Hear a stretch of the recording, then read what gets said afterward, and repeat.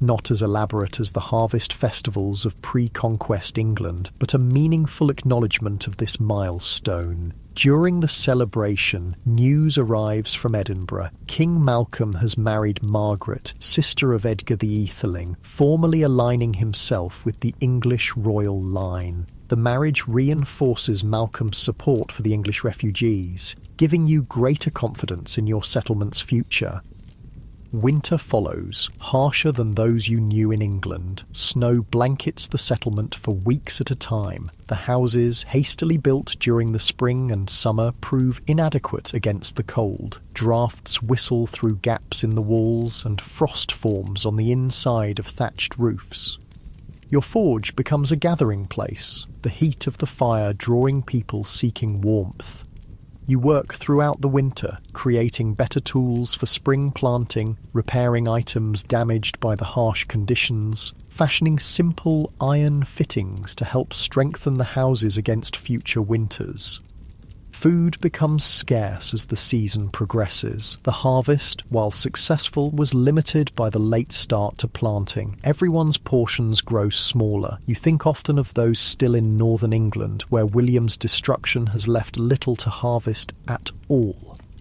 How many are starving this winter? How many children like yours won't see the spring? Your family survives. Though all of you lose weight you can ill afford to lose. Your daughter falls ill with a winter cough that lingers for weeks, reminding you how fragile your new security remains. Spring's arrival brings immense relief. As the snow melts and green returns to the landscape, the settlement bursts into activity. Fields are expanded, new houses built with improvements based on winter's harsh lessons, more livestock acquired through trade with neighbouring Scottish communities. Your forge is busier than ever. You've become essential to the settlement's growth, your skills enabling expansion and improvement. Your status has grown accordingly. People seek your advice on matters beyond metalwork, recognising the wisdom you've gained through your journey.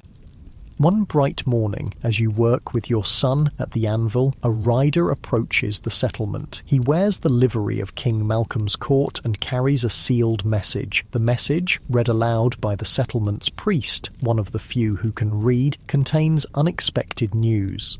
King Malcolm is establishing a formal coalition of English settlements with representatives to advise him on matters affecting the refugee communities. Your settlement is invited to send one person to participate. To your surprise, the community chooses you as their representative. You have a steady head, Godric explains, and you understand both what we've lost and what we're building here. This new responsibility takes you to Edinburgh monthly. There, you meet with representatives from other English communities scattered across Scotland, some settlements like yours, others integrated into existing Scottish towns and villages. In these meetings, you learn more about the situation in England. William's control continues to strengthen. He's ordered a great survey of his kingdom, recording every piece of land, every animal, every resource, to ensure proper taxation. The Norman system of feudalism is being firmly established, with all land belonging ultimately to the king, then parcelled out to lords who swear loyalty to him. You also hear stories of resistance. Not all English have accepted Norman dominance quietly. In the fens of East Anglia, a rebel named Hereward continues to defy William's forces, using the marshy landscape to his advantage. In other places, there are smaller acts of defiance, refusing to learn French, maintaining English customs despite Norman disapproval, preserving Saxon stories and songs. These accounts both inspire and trouble you. The courage of those who resist deserves admiration, but you've seen firsthand the brutality of Norman reprisals. Each act of defiance risks bringing down more suffering on communities already struggling to survive. During one such meeting, a representative from a coastal settlement brings dramatic news. William has ordered all English monasteries to hand over their treasures: gold, silver, precious stones, religious artifacts. The wealth of generations dedicated to God is being systematically claimed by the conquering king. "He fears rebellion," explains the messenger. "He needs gold to pay his soldiers, to build more castles. He takes it wherever he can find it." This seizure of religious treasures shocks even those who have become numb to Norman excesses. It represents not just theft, but sacrilege, a king supposedly blessed by the Pope plundering the church itself. "Is there nothing sacred to him?" someone asks in dismay. The question lingers with you as you return to your settlement. William's conquest seems to know no limits, respecting no tradition, no boundary. What began as a disputed succession has become the systematic dismantling of English society, and its replacement with something foreign. Yet life continues. Your settlement grows more established with each passing season. New children are born, the first generation of English who will know Scotland as their home. Houses are improved, fields expanded, trade relationships established with neighbouring communities. Your own family finds a measure of prosperity. Your forge produces not just utilitarian items now, but also decorative pieces that fetch good prices in Edinburgh's markets. Your son has become a skilled smith in his own right, working alongside you as a partner rather than an apprentice. Your daughter has married a young man from another English settlement, bringing the two communities closer together. One summer evening, as you sit outside enjoying the lingering daylight, your wife beside you and your settlement thriving around you, you find yourself reflecting on the journey that brought you here. The pain of losing your home remains, a dull ache that never quite disappears. You still dream sometimes of your village as it was, waking with a sharp pang of loss. But alongside that pain is something else, pride in what you've built from nothing, satisfaction in the community you've helped create. "Do you still think about going back?" your wife asks, somehow following the path of your thoughts as she often does. You consider the question carefully. "I think about what was," you admit. "But this is our home now." She nods, understanding the complexity of your feelings. "Our grandchildren will know England only from our stories." The realization strikes you with unexpected force. Your grandchildren and all the generations that follow will be shaped by this displacement. They will be neither fully English nor fully Scottish, but something new formed in the crucible of conquest and exile. "Then we must tell the stories well," you say, so they know where they came from, even as they build something new.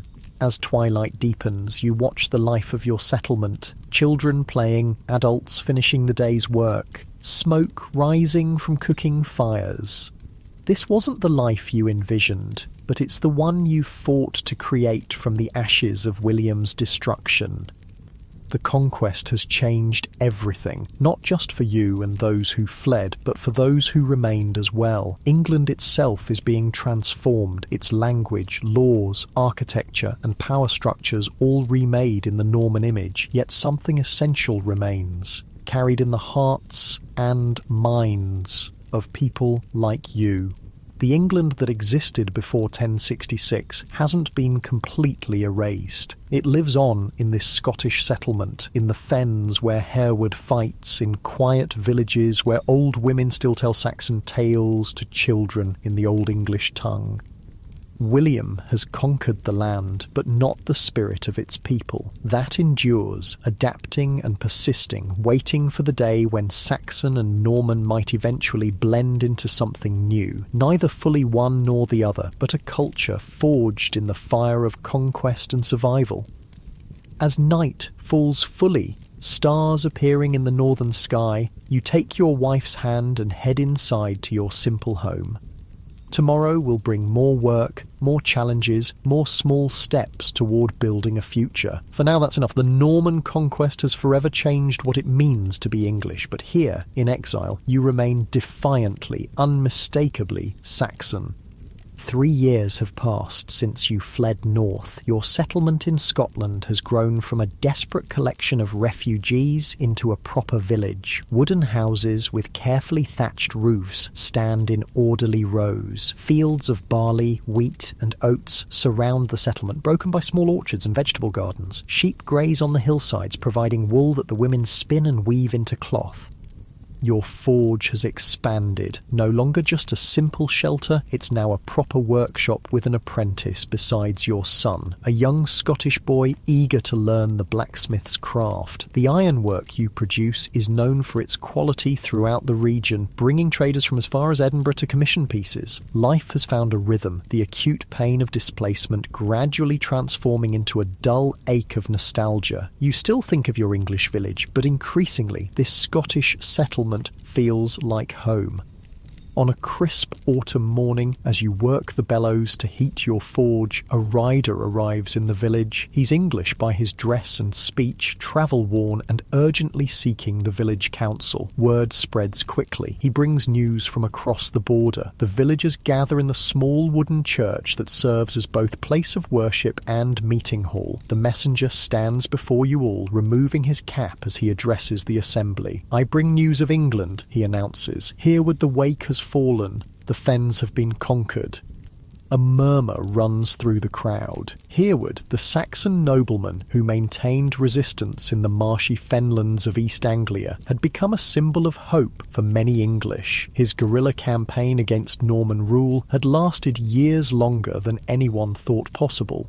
Now, it seems, even this last pocket of resistance has been crushed. How? Someone asks. William built causeways through the marshes, the messenger explains. His knights could finally reach Hereward's island stronghold. Some say Hereward escaped and lives still, but his forces are scattered. The rebellion is over.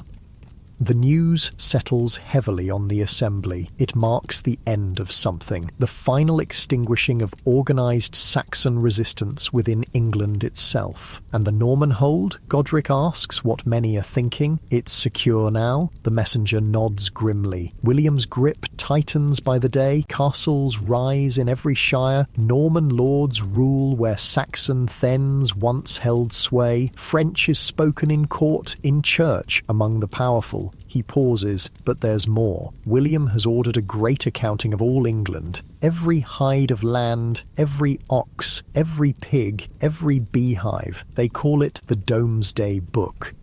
This new information causes confused muttering. What purpose does this serve? Someone asks. Taxation, the messenger replies simply. William wants to know exactly what his conquest is worth, down to the last penny. No resource will go untaxed, no wealth unclaimed.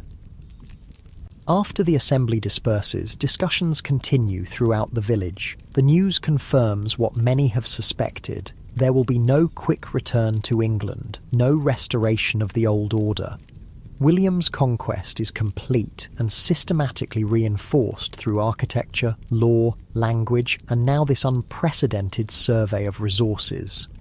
That evening, around your family hearth, your son voices what many younger refugees have begun to feel. Perhaps it's time to accept that this is our home now, he says, gesturing to the walls around you. England belongs to the Normans. Your wife gives him a sharp look.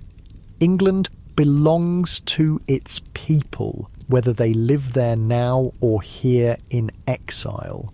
But what does that mean for us? Your daughter asks.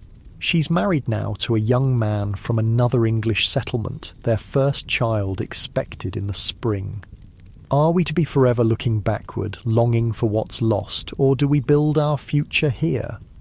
It's a question that divides the exile community. The older generation, who remember pre-conquest England clearly, tend to maintain stronger emotional ties to the homeland. The younger people, especially those who were children when they fled or who have been born in Scotland, are more focused on the present reality.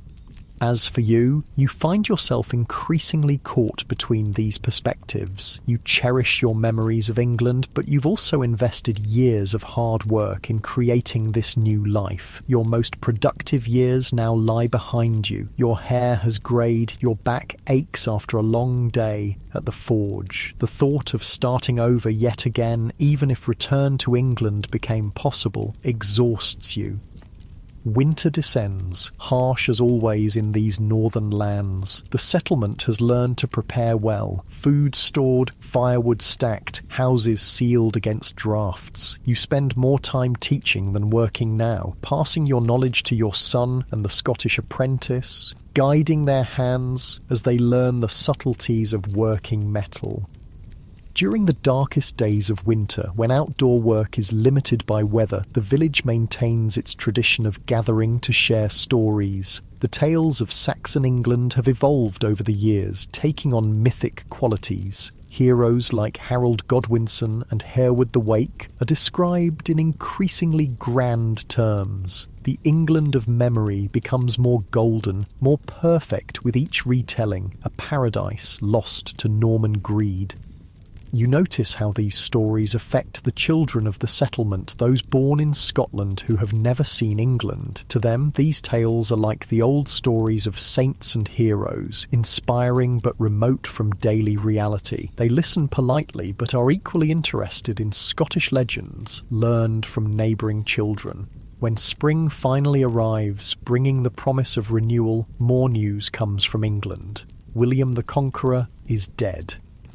The king who transformed England forever, who ordered the harrying of the north that drove you from your home, died on September 9th, 1087, from injuries sustained during the siege of Nantes in France. According to reports, his final hours were spent in expressions of remorse for the bloodshed of his conquests, particularly the devastation inflicted on northern England. Too late for regrets, mutters Godric when the news is shared. The dead remain dead. The burned villages remain ashes. But William's death raises new questions. Will his passing weaken Norman control? Might there be opportunity in the transition of power? The answer comes swiftly. William's second son, William Rufus, takes the English throne, while his eldest Robert inherits Normandy itself. The division creates tension between the brothers, but no immediate opportunity for Saxon restoration. Norman control of England continues uninterrupted. More details filter across the border in the following weeks. William's body, having grown enormously fat in his later years, proved too large for the stone sarcophagus prepared for it. When attendants attempted to force it in, the corpse burst, filling the church with such a terrible stench that the funeral had to be hastily concluded. This undignified end brings grim satisfaction to the exiles. Even in death, he brought suffering to those around him. Someone jokes darkly, earning nervous laughter, but the initial hope that William's death might somehow change the exile's situation fades. His son appears to be consolidating power effectively. The Norman occupation of England continues as before. As summer unfolds, your family experiences both joy and sorrow. Your daughter gives birth to a healthy son, your first grandchild. The baby is given a traditional Saxon name, a small act of cultural preservation that has become common in the settlement. But within weeks of this happy event, word comes that your wife's brother, who remained in England after the harrying, has died. He had managed to make peace with the new Norman lord of his region and retained a small portion of his land, but never fully recovered from the hardships of those terrible years. The news reopens old wounds. Your wife grieves not just for her brother, but for the separation that prevented her from seeing him one last time. The conquest divided families permanently, creating unbridgeable distances between people once close. I should have been there, she says through tears, to say goodbye properly. You hold her close, knowing there are no words to ease this particular pain. The Norman conquest continues to exact its price, even all these years later. In the wake of this personal loss, a visitor arrives who brings a different perspective on life under Norman rule. He's a merchant who travels regularly between England and Scotland, trading wool and finished cloth. Having business in your settlement, he accepts your hospitality for the night.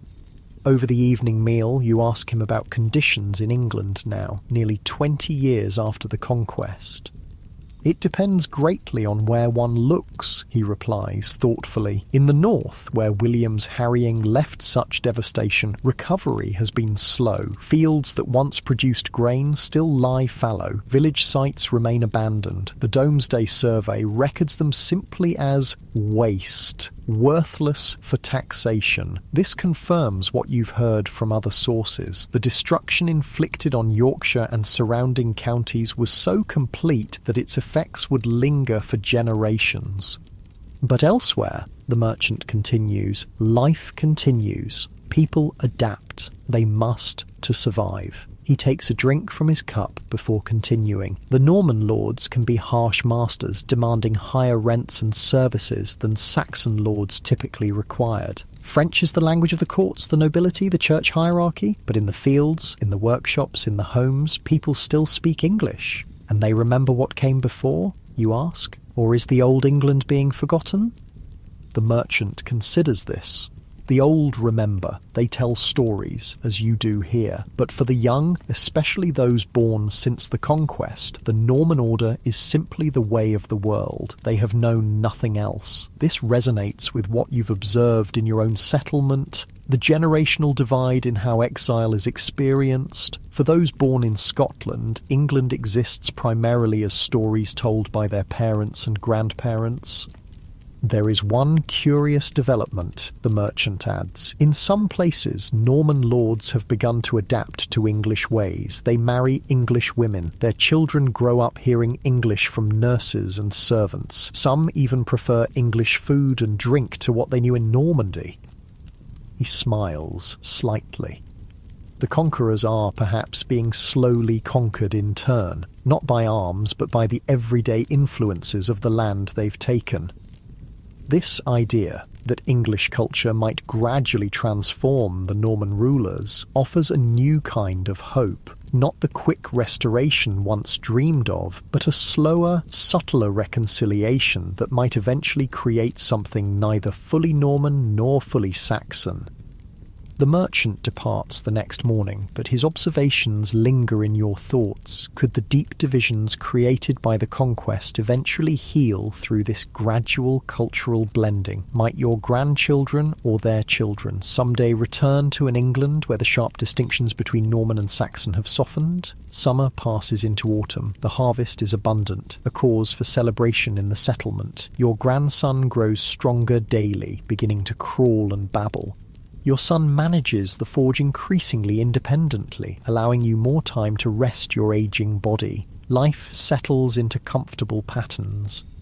Then, as the leaves turn golden, unexpected visitors arrive. A Norman knight accompanied by 2 mounted soldiers and an English translator. Their appearance causes immediate alarm in the settlement. Has King Malcolm's protection somehow failed? Are the Normans now pursuing the exiles into Scotland? The visitors make their way to the centre of the settlement, where Godric and other community leaders, including yourself, gather to meet them. The translator, a middle-aged Englishman with the refined speech of someone educated in the church, addresses you in the familiar tongue.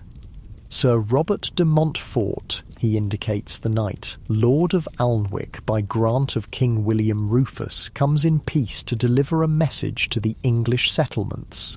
Tension remains high as the translator continues. King William Rufus offers terms to English exiles who wish to return to their homeland. Those who swear loyalty to him and accept Norman lordship may reclaim lands, not their ancestral holdings, which have been granted to Norman lords, but new allocations in regions still underpopulated due to the troubles of recent years. This announcement sends murmurs through the gathered crowd. Return to England after all these years. It seems both impossible and deeply tempting. Why this offer now? Godric asks suspiciously. The translator confers briefly with the Norman knight before responding. King William faces challenges from his brother Robert in Normandy. He seeks to secure his northern border against possible Scottish intervention. Having English settlers loyal to him in these regions would strengthen his position. The political calculation becomes clear. William Rufus is not offering reconciliation out of kindness, but from strategic necessity. Still, It represents the first opportunity for legal return since the exile began. Those interested should present themselves at Alnwick Castle before winter, the translator concludes. Terms will be formalised there. I remind you that this is an opportunity, not a demand. Those who prefer to remain in Scotland may do so without penalty. After the Norman party departs, the settlement erupts in debate. Some immediately dismiss the offer as a trap, a way to lure exiles back only to punish them for their flight. Others see it as a genuine opportunity to reclaim English identity, even under restricted conditions. Families are divided on the question. Older exiles, who remember the harrying vividly, tend to distrust any Norman proposal. Younger people, especially those struggling to establish themselves in the settlement, see potential opportunity in starting fresh on English soil. Your own family reflects these divisions. Your son, confident in his skills as a blacksmith, believes he could prosper in England, where the need for craftsmen must be great in underpopulated regions. Your daughter and her husband are more hesitant, concerned about the welfare of their infant son in such a transition. As for you and your wife, you find yourselves weighing a complex mix of factors. The pull of homeland remains strong. The chance to die and be buried in English soil holds deep meaning, but you've built a life here, established a place in the community. At your age, another upheaval would be challenging. The debate continues for days, with families throughout the settlement making individual decisions. Some begin preparations to depart before winter makes travel difficult. Others reaffirm their commitment to the Scottish settlement, viewing it now truly as home rather than temporary refuge. In the end, about a third of the community decides to accept the Norman offer. The parting is emotional. These people have shared profound experiences of loss, flight, and rebuilding. Bonds formed in such circumstances run deep. Your family's decision doesn't come easily. After long discussions that sometimes flare into arguments, you reach a compromise. Your son will return to England to establish himself in the new territory. If conditions prove genuinely favourable, your daughter and her family may join him later. You and your wife will remain in Scotland, at least for now. I've moved enough for one lifetime, you tell your son as he prepares for departure, but perhaps I'll visit if these old bones allow it. The day of departure arrives, crisp and clear. Those leaving have packed wagons with essential supplies for the journey and the new beginning. Children run excited circles around the preparations, while adults exchange embraces and promises to send word when possible. As you embrace your son, you press something into his hand. A small iron amulet you forged yourself, incorporating Saxon designs. So you remember who you are, you tell him, even in a Norman England. He fastens it around his neck, the metal gleaming against his skin. I'll never forget, he promises, and I'll teach my children when I have them. Then he mounts his horse, a significant purchase made with the proceeds from selling his share of the forge to the Scottish apprentice, and joins the departing group. You watch until they disappear around the bend in the road, your wife's hand tight in yours, both of you wondering if you'll ever see your son again. Winter arrives, wrapping the settlement in snow and silence. Your forge continues to operate, though less actively than before. Your former apprentice, now a partner, handles most of the physical work while you supervise and advise. Your days develop a new pattern, mornings at the forge, afternoons with your daughter and grandson, evenings by the fire with your wife, sharing memories and simple companionship. As midwinter approaches, you find yourself reflecting on the journey that brought you here. The Norman conquest shattered your world, driving you from your home, forcing you to rebuild from nothing. The suffering was immense, the losses incalculable. Nothing could ever fully compensate for what William's armies took from you and countless other English people. Yet here you sit, in a warm house built by your own hands, your daughter and grandson thriving nearby, your wife still by your side after all these years of hardship. You've helped create a community that preserves elements of English culture that might otherwise have been lost. Your skills have been passed to a new generation that will carry them forward. It wasn't the life you would have chosen, but facing unimaginable disruption, you and your fellow exiles found ways to endure, to adapt, to create meaning amid displacement. There's a quiet victory in that, though few would recognize it as such.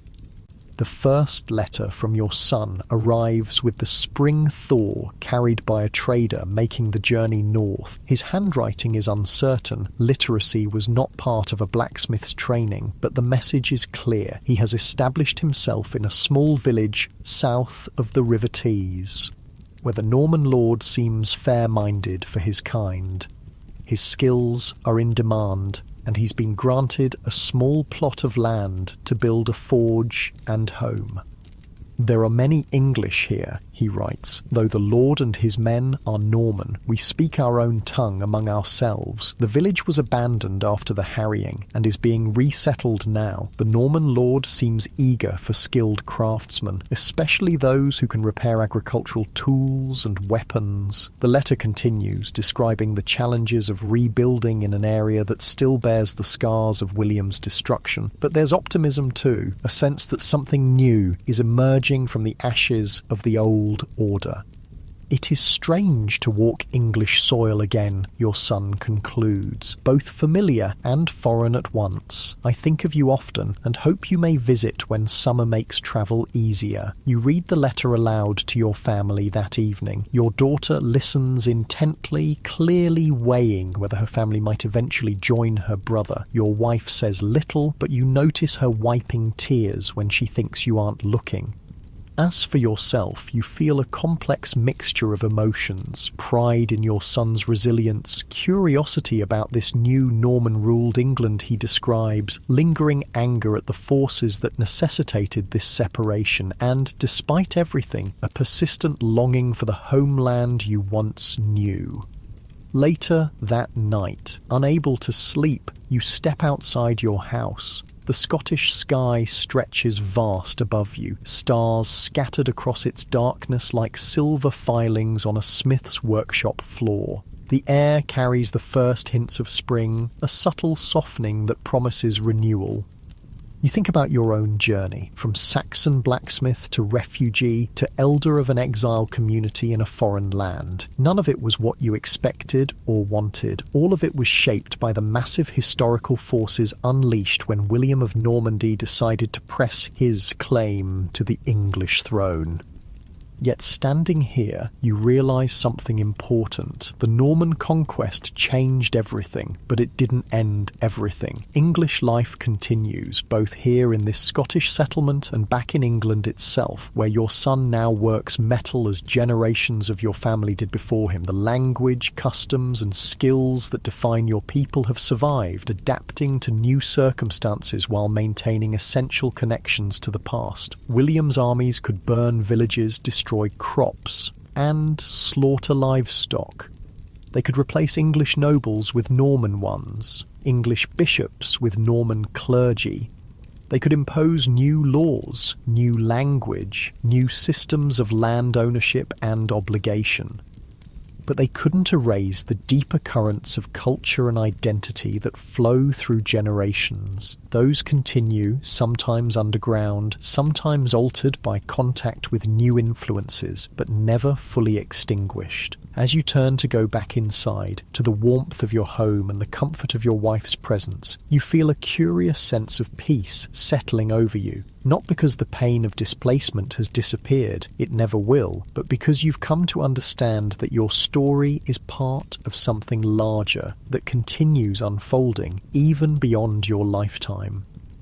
Your grandson will grow up in this Scottish settlement, or perhaps eventually in England, carrying forward elements of Saxon heritage blended with new influences. His children and grandchildren will do the same, each generation making its own adaptations while maintaining connections to what came before. This, you realise, is also a form of resistance, not the dramatic resistance of battlefield confrontation, but the quieter, more enduring resistance of cultural persistence across generations, despite attempts to suppress or replace it. Inside, your wife has woken and sits by the rekindled fire. "Couldn't sleep?" she asks.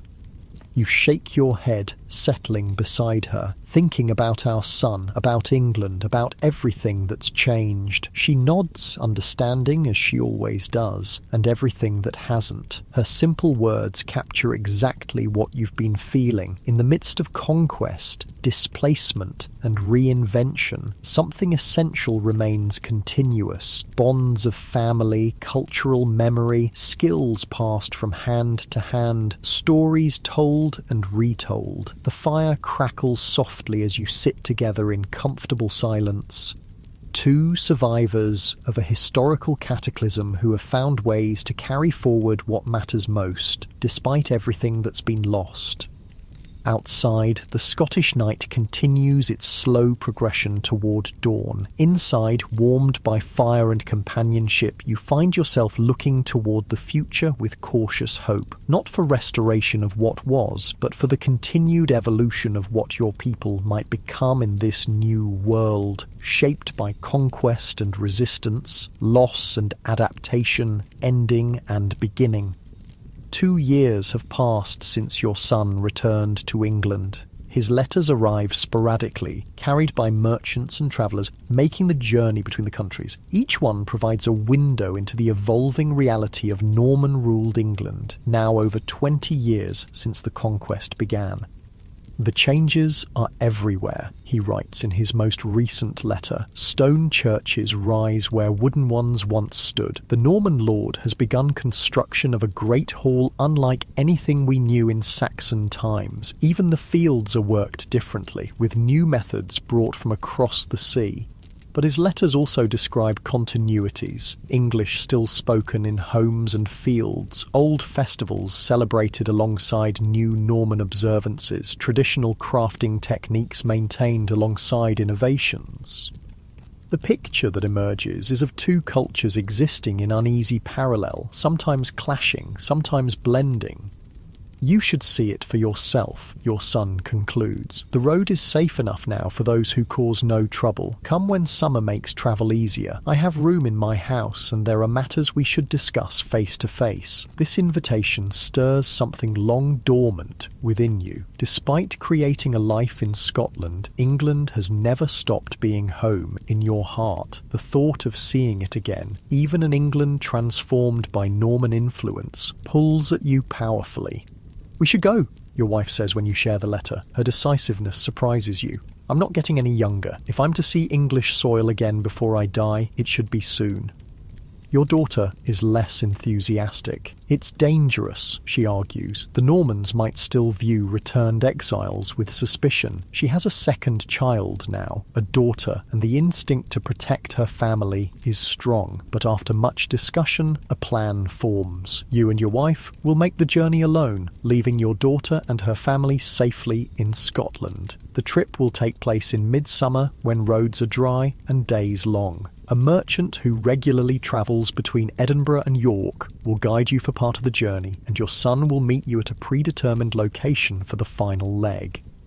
Preparations consume the spring months. Though the journey isn't enormous by distance, perhaps 200 miles, it represents a significant undertaking for two people of your age. You find yourself forging small items to trade along the way, while your wife sews sturdy travel garments and prepares remedies for common ailments. The settlement watches these preparations with mixed emotions. Some elders view your planned journey with envy. They too long to see England again, but lack the means or strength for such travel. Others worry that you're undertaking an unnecessary risk. A few even suggest that returning, even temporarily, represents a kind of surrender to Norman dominance.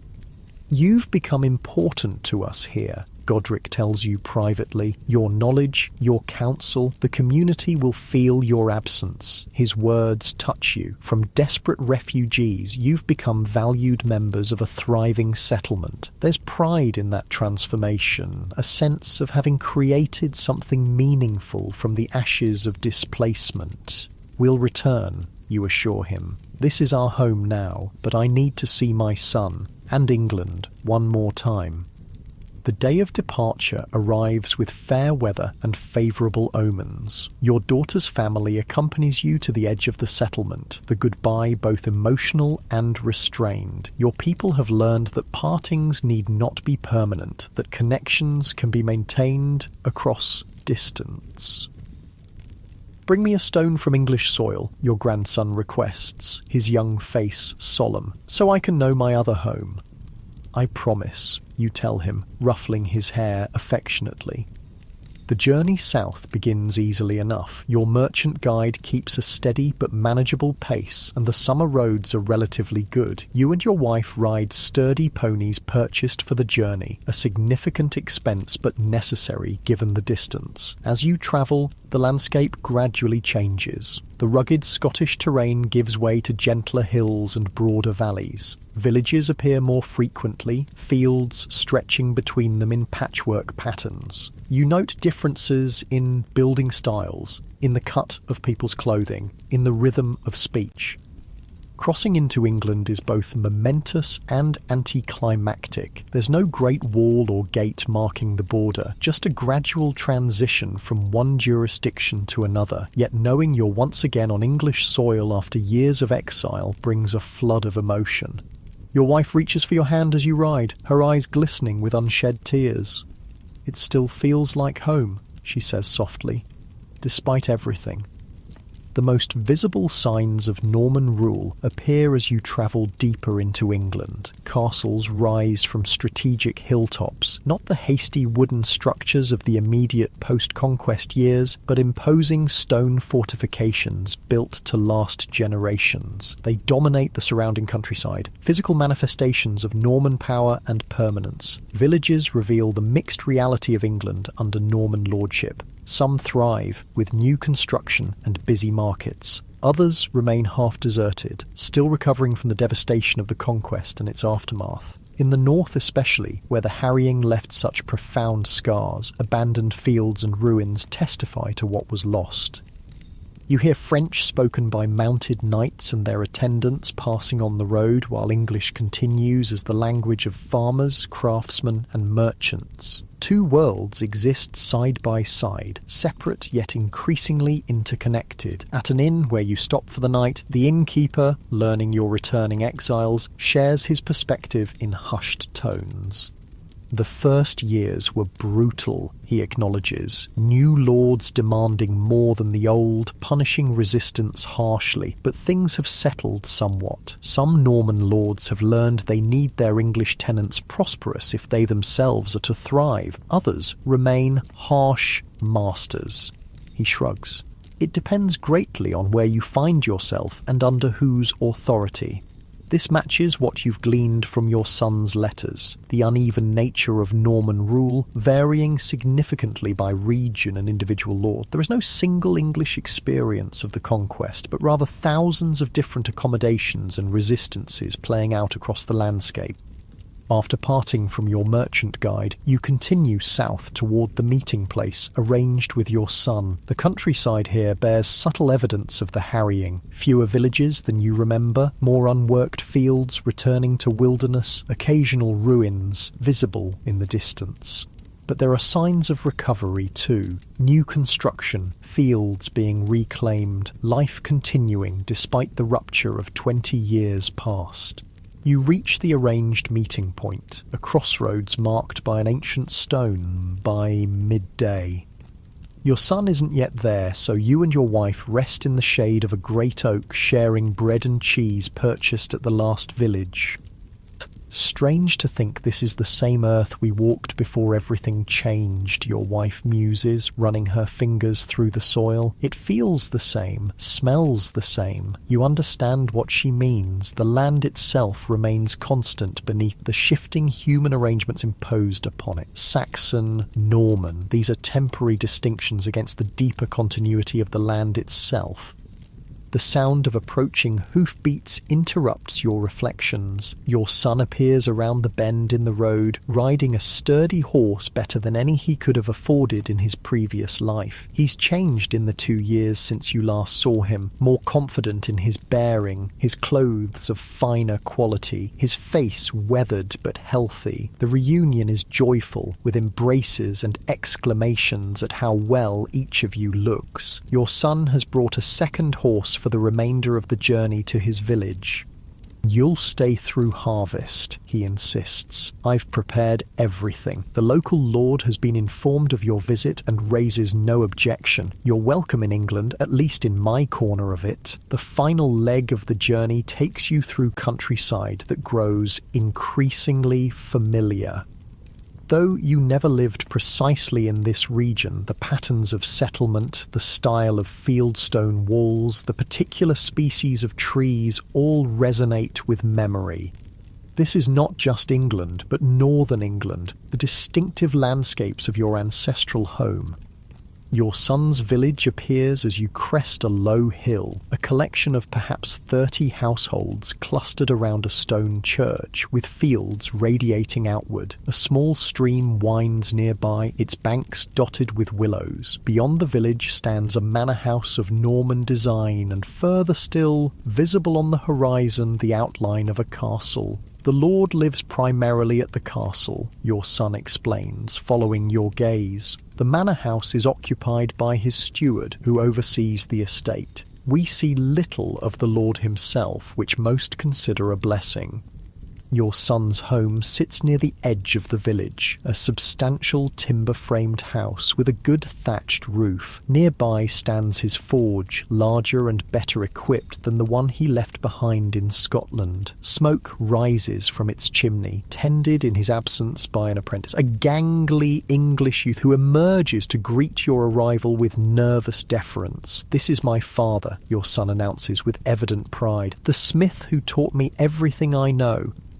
The interior of your son's home reveals prosperity beyond what he could have achieved in the Scottish settlement. Good wooden furniture, woven hangings on the walls, adequate provisions stored in ceramic vessels. The Norman peace, for all its costs, has allowed commerce to flourish, creating opportunities for skilled craftsmen. More surprising is the woman who emerges from the back room to greet you, a young Englishwoman with a toddler on her hip. Your son's expression turns sheepish.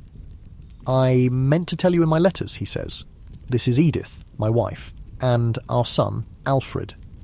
This unexpected development, a daughter-in-law and grandson you knew nothing about, momentarily leaves you speechless. Your wife recovers first, stepping forward to embrace the young woman and exclaim over the child. Later, as evening falls and the household settles around the hearth fire, you learn the full story.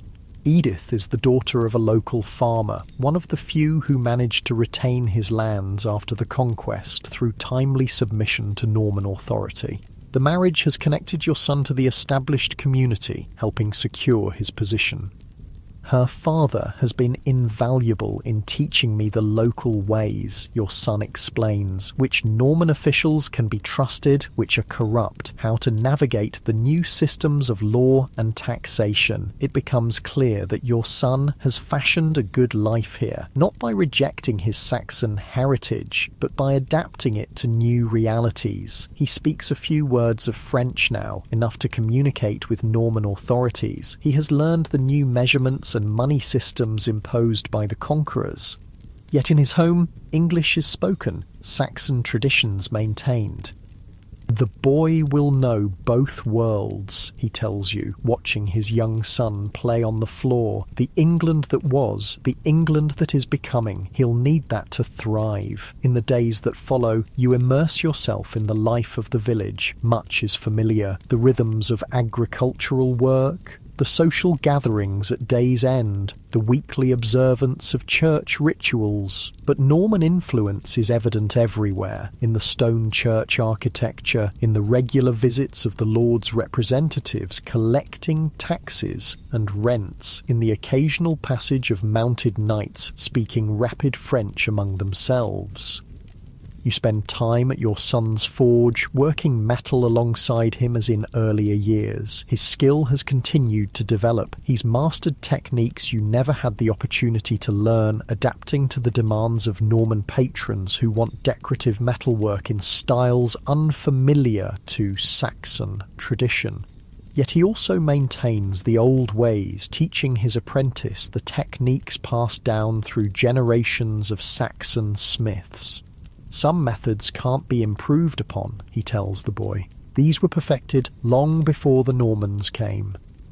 The villagers, learning of your history, treat you with respectful curiosity. Many have relatives who fled north during the harrying. They ask about life in Scotland, about the English settlements there, about whether King Malcolm truly welcomes Saxon refugees. Some even ask if there are opportunities for them should Norman rule become unbearable. Is it better there? One farmer asks privately. You consider the question carefully. Different, you finally answer. We've built something good from nothing, but it was hard won, and much was lost along the way. The man nods, understanding the complexity behind your words. Sometimes I think of leaving, he admits. When the Norman collectors take so much we barely survive winter, but this land has been my family's for generations. Leaving feels like final defeat.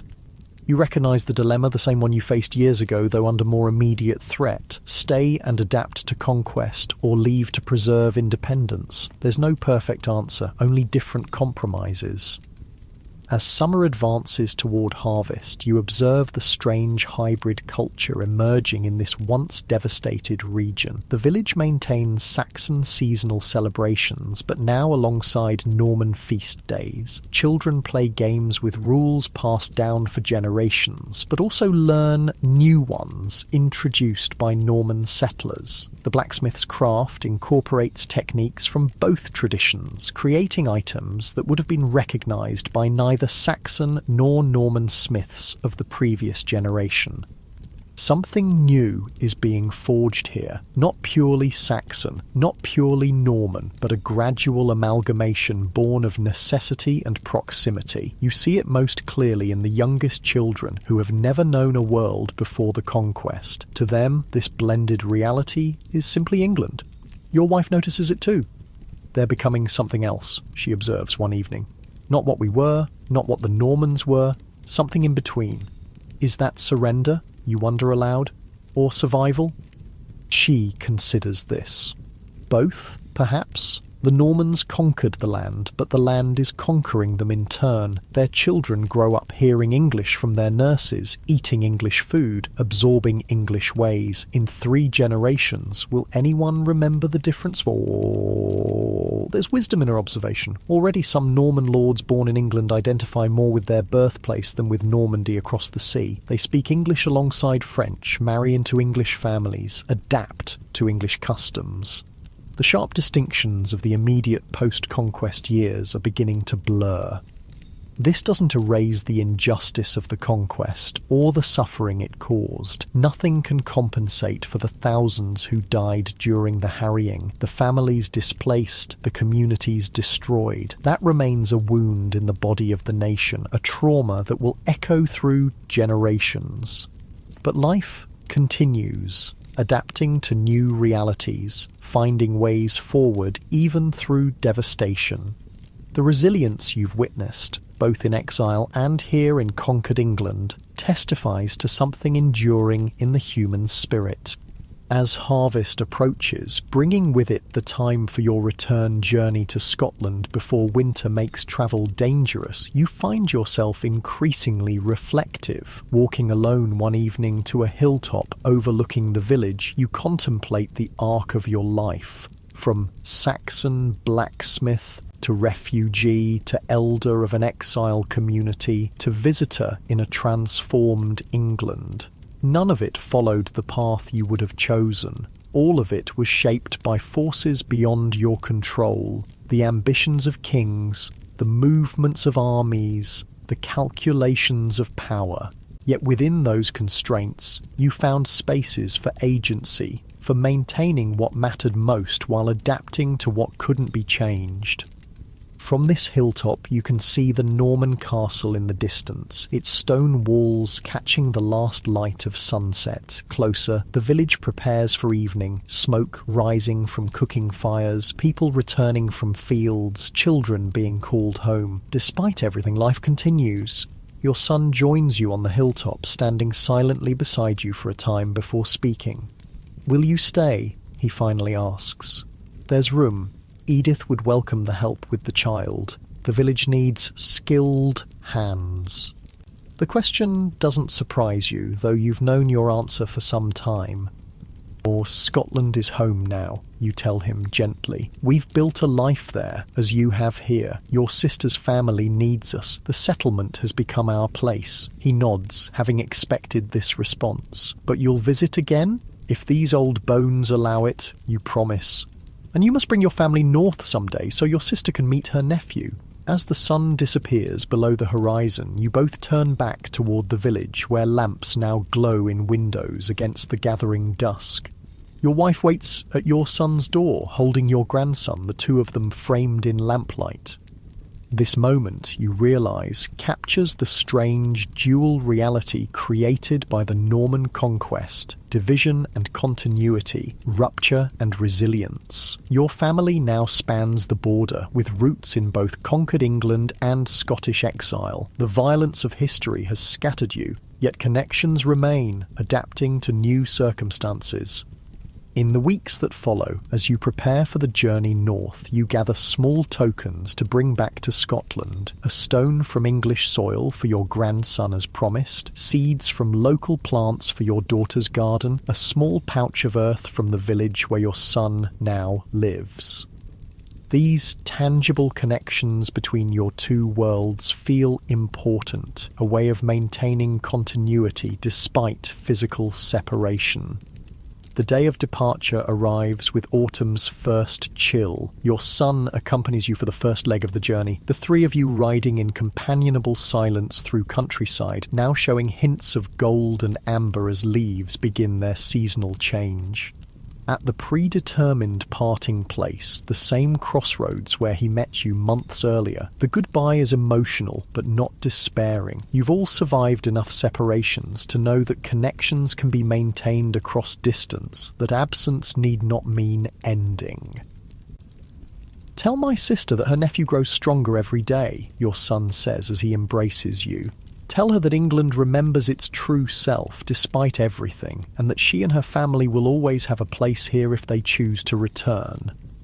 You promise to convey his message, then turn your horses northward. The journey home to Scotland will be more challenging than the journey south. Days growing shorter, weather less reliable, your bodies tired from months of travel, but the knowledge of what awaits provides motivation to continue each day. Your daughter and her family, the community you've helped build, the life you've created from displacement. As you ride, your wife often falls into reflective silence. Eventually, she shares her thoughts. "I've been thinking about what we'll tell them when we return," she says. "About England now, about what we've seen." "And what will we say?" you ask. She considers this carefully. That England endures, though changed, that something new is emerging from conquest, not what was, but not entirely foreign either, that life continues, even after devastation. Her summary captures what you've observed, the complex reality of England 20 years after Hastings. Not the simple restoration some exiles still dream of, but not the complete erasure of Saxon culture that once seemed possible either. Instead, a gradual blending, an evolution towards something that incorporates elements of both conquered and conquerors. "And that's enough, you wonder?" "It has to be," she replies simply. "It's what is." This pragmatic wisdom has guided her throughout your shared journey, the ability to accept what cannot be changed while working within those constraints to preserve what matters most. It's an approach that has served your people well, both those who fled and those who remained.